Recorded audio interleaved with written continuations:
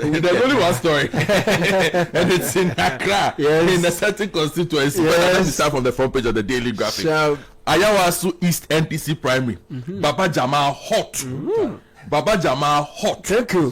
President recalls him from diplomatic duties. OSP party probe vote buying allegations. Secure funding to purchase 300,000 tons cocoa.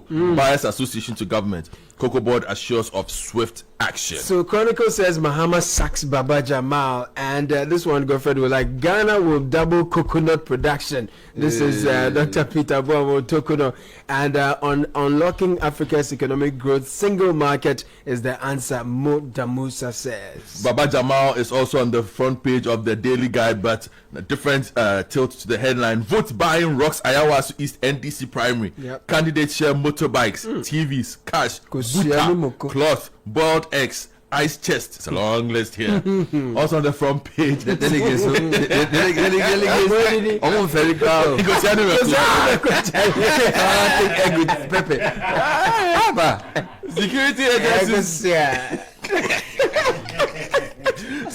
agencies defy orders.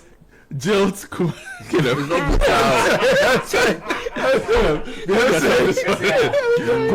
security agencies defy orders. Jilt Kumasi Shoe Factory. Also, Akumadan Afrancho fit for 24-hour economy market. The Informer this morning, Mahama sacks Baba Jamal over vote buying allegation, and Ayawaso East primary voter inducement failed us. This is Musa Dankwa. And renaming airport won't solve challenges of Ghanaians, Sekou Nkrumah tells government. The front page of the Inquisitor comes with a photo of a pensive-looking CEO of Cocoa Board, Dr. Randy Abe. Cocoa Board assures farmers of payment soon. Corsa refutes Nilante's claims on drip. The custodian minority demands swift payment to cocoa farmers upon Kuma blows alarm. NDC's one job, 3 shifts missing in 24-hour economy bill. Front page of the Herald newspaper, Baumia camp divided over minority leader position. Another prayer upon Kruma and Asensu Boachi emerge. Baba Jamal kills sympathy votes with TV sets and Kusiani Meko at Ayawaso primaries. $17 million gold transaction triggers state security probe as Turkish firm files petition at CID against Ghana company. The Ghanaian publisher, Borderless Africa, key to AFCFTA success. This is ADP Africa Prosperity Dialogue 2026. Comes with a photograph of founder and executive chairman Gabi Asare Ochre-Dako, and delegates swap votes for boiled eggs, cash, TV parts, booters, motorbikes in Ayawaso East NDC primary. Front page of the Daily Post, again, Baba Jamal this year, his recall by the president makes it to the front page of the paper. Baba is on the Ghanaian point as well, but to some other stories, Ghanaians applaud President Mahama over recall of Ghana's High Commissioner to Nigeria over vote buying allegations, and NDC condemns vote buying in Ayawaso East primaries, launches probe with February 10 deadline. The Insights front page, 24-hour economy authority bill passed, more jobs, economic growth expected. Facts are sacred. A pact stands by past call for scholarship integrity. And Ghana Water deploys revenue enhancement teams to curb water theft. The News Center, new 20% VAT spark spare parts shops closure threat. And Valco rescue, not sale. GIDEC reviews $130 million value, $450 million debt, strategic investor role, and concerns rise over criminalizing civil cases. The New Publisher just says, Kusiani Meko. That's their phone. Yes, Kusia. It's okay. Okay. Daily Democrat this morning, Randy Abe exposes NPP's distraction at Cocoa Board. Chief of Staff pushes SME-led integration. Finally, from me, the Today newspaper's front page, GN Bank case still in court. We need action, not speeches. Patrick Lumumba to African leaders. Right. Republic Press, final one. Baba Jamal in hot water, and 2 bastard in Osu Cemetery grave heist. And Brian Achampo is NPP's next big thing, Kofi Bentil says. I'll give you a few headlines from CityNewsroom.com. MPP says the Ayawaso East vote buying scandal is an affront to our democracy. Meanwhile, the EC to meet political parties February 11 on the by-election proper. All right. Meanwhile, Baba Jamal says, I didn't bribe delegates. He's been speaking in a statement he put out. Meanwhile, Mayama Yariga steps down from that committee because the majority has taken a position on the matter already. In other stories, Aboso Kain's spare parts dealers threaten strike over new VAT regime. And then we're also told that rename Kotoka International Airport after Kwame Nkrumah Vitus Azim, former President Akufo-Addo leads Commonwealth Observer Group to Bangladeshi polls. And then there's good news for those who live in this area. Contractor begins 8.6 kilometer Pantang Abokubi Road upgrade. Meanwhile, government must ban sachet alcohol according to a group called Vast Ghana. Now, if you go to ChannelOneNews.com, a few more headlines. School feeding caterers receive first term payments. Nice. OSP probes MPP and NDC primaries over vote buying claims. Cocoa Board can't survive if spending culture persists. This is Franklin Kujo. Meanwhile, Linda Oklu denies campaigning during Ayawaso East primary. She says the video was doctored and cut and sliced, and it's an old video that has been resurfaced. Major Online is leading this morning with how the proposed sliding scale royalties could impact mining revenue. And then the NDC committee giving February 10 deadline. So that's basically tomorrow to submit the Ayawaso East vote buying report. Meanwhile, government caps offshore investment to protect Citi and boost stability. Those are some headlines on that website as well. So I feel like we should just give the highlights of the Ayawaso East story. I think the graphic and other papers. Okay, yes, I'll use the graphic one if I get to the Kusianimeku section. Front page of the Daily Graphic says Baba Jamal hot. As a simple exercise to elect a parliamentary candidate has caused the recall of a diplomat who contested in the primary, attracted the interest of anti-graft institutions, and thrown the entire exercise into controversy over allegations of vote buying. Baba Jamal Muhammad Ahmed, popularly known as Baba Jamal, once a deputy minister of communication and a former one-term member of parliament for Akwatia, won the NDC internal contest intended to field a candidate for the Ayawaso East by-election, polling 431 of the 964 valid votes cast last Saturday. His closest challenge came from Hajia Amina Adam, widow of the immediate past member of parliament of the area, who polled 399 votes. But viral videos of supposed voter inducement in the constituency pointed fingers at Mr. Jamal, Ghana's High Commissioner to Nigeria. Mr. Jamal subsequently explained that he had shown generosity towards acquaintances at Christmas and other festive occasions, and that the 32-inch TV sets and other souvenirs were not intended to induce any of the beneficiaries to vote in a particular way. While the controversy raged, the president, after the election, instructed the recall of the High Commissioner to Nigeria over the allegations of vote buying in the primary, while the OSP said it had begun investigations into the allegations surrounding the primary. Meanwhile, Ghanaian Point says Ghanaians applaud President Mahama over recall of Ghana's High Commissioner to Nigeria over vote buying allegations. That's just details on what Godfrey. The MPP has also been speaking on this. The Director of Communications of the New Patriotic Party, Richard Ayihagba, has described the irregularities surrounding the NDC Ayawaso East primary as a serious threat to our democracy. He was speaking on CNR or Channel One News at 8 p.m. yesterday. Comments coming amidst the growing political tension following the incidents of vote buying during the primary. He said the events were too obvious to ignore, describing them as an affront to the law and a distortion of democracy. Do you have headlines on the committees that have been set up? So the NDC has set up a committee and it's been given up to February 10 to submit their findings. NDC gave a 3-member committee up to Tuesday, February 10 to submit its findings on allegations of widespread inducement and vote buying.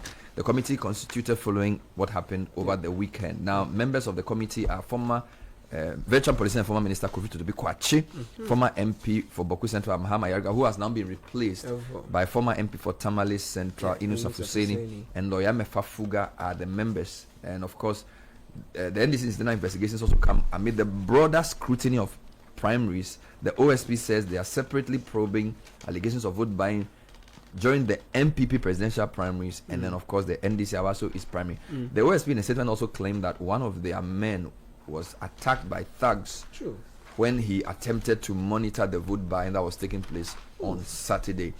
We'll get more details on that later. Let's talk cocoa, because that's the other big headline.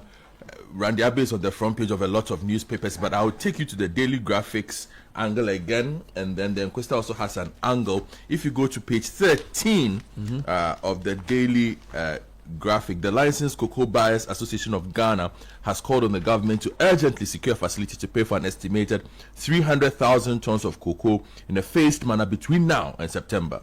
That, it said, was to prevent the present crisis confronting the cocoa sector in the country from deepening.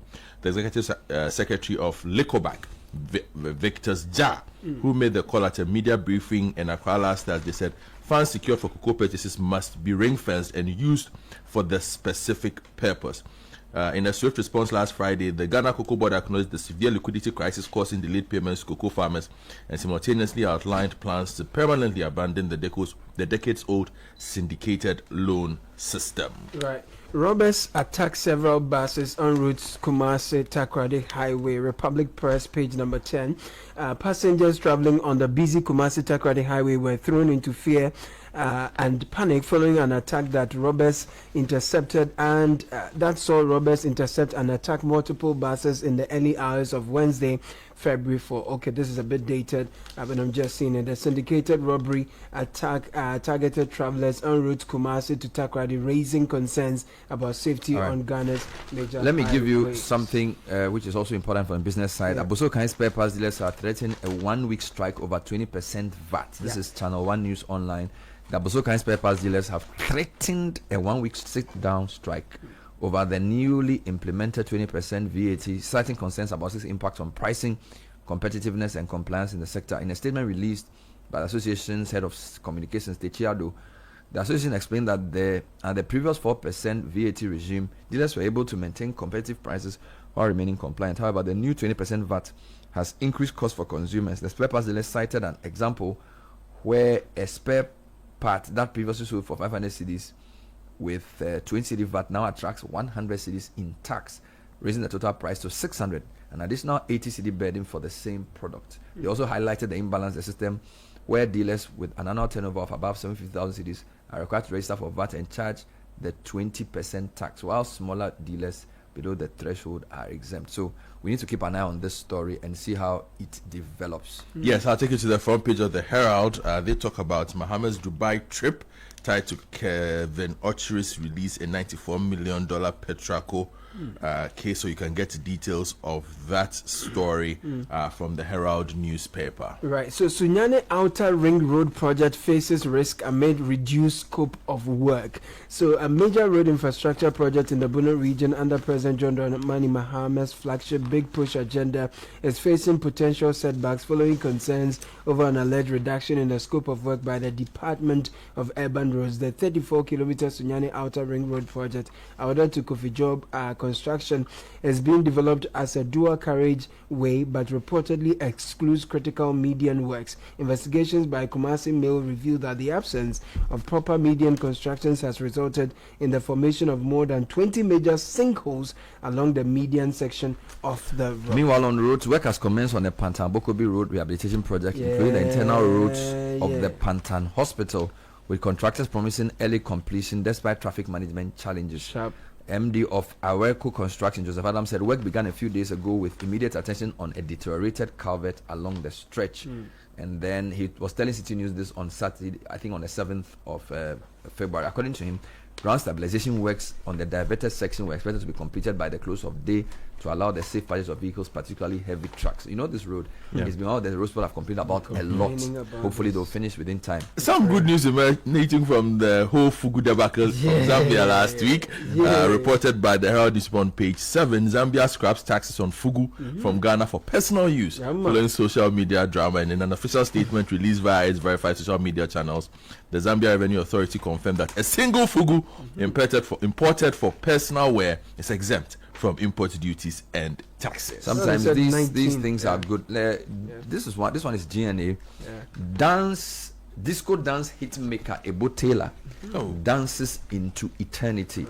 And it's a story written by Shine Kwaukume. It says the legendary high life and Afrobeat musician whose career spanned more than 6 decades, blending traditional Ghanaian rhythms with jazz, funk, and global influences, bid his fans farewell in a rather unusual way. He died 7th February 2026 at 90 years old, just one day after the soft launch of Ebo Fest, a festival created in his honor and held at Alliance Française in Accra on February 6th. Born Deroy Ebo Taylor on January 6, 1936 in Cape Coast, he rose to prominence in the 50s as a guitarist and a band leader with influential ensembles such as Stargazers and the Broadway Dance Band. He had a re-emergence in the 70s, and in the last few years he's been celebrated by all kinds of musicians, a fantastic ambassador of a high life genre and may his soul rest in perfect peace. 2 busted in Osu Cemetery grave heist. 2 men have been arrested at the Osu Cemetery for allegedly engaging in illegal grave digging following intensified efforts by the Korle-Klote Municipal Assembly to curb unauthorized exhumation and the illegal sale of burial plots. The suspects, identified as Eric Annan and Joseph Donko, were apprehended in the early hours of Friday, February 6, during a joint operation involving the cemetery, sexton, and officers from the Municipal Security Task Force. So the Assemblyman George Abeku Annan, that's Kinkawe electoral area, collaborated with the security team and confirmed the arrest. Just a couple more headlines for you, Bernard, from page 29 of the Daily Graphic.